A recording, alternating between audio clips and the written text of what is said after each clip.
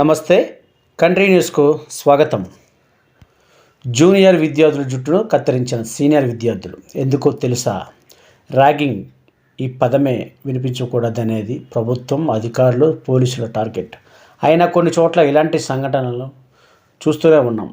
తాజాగా రామగుండం మెడికల్ కాలేజీలో ర్యాగింగ్ కలకలం రేపింది. ఏకంగా జూనియర్ జుట్టు కట్ చేశారు సీనియర్లు.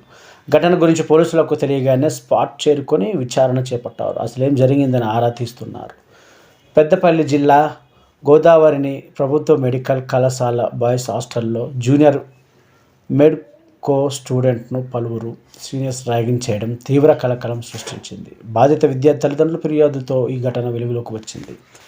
సంఘటనపై హాస్టల్లో గొడవ జరగడంతో పోలీసులు వెళ్లి విచారణ జరిపినట్టు తెలుస్తుంది. జూనియర్ మెడికో తల వెంట్రుకలు, మీసాలను ట్రిమ్మర్తో ఇష్టానుసారంగా కట్ చేసి ర్యాగింగ్ చేసినట్టు సమాచారం. దీనిపై బాధిత స్టూడెంట్ కుటుంబ సభ్యులకు సమాచారం ఇచ్చారు.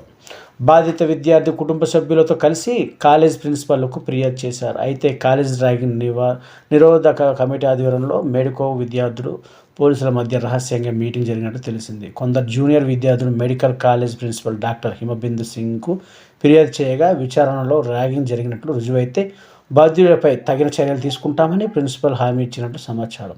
కళాశాల ప్రారంభమైన 2 ఏళ్లలో తొలిసారిగా జరిగిన ఈ ర్యాగింగ్ ఘటన సంచలనం రేపింది.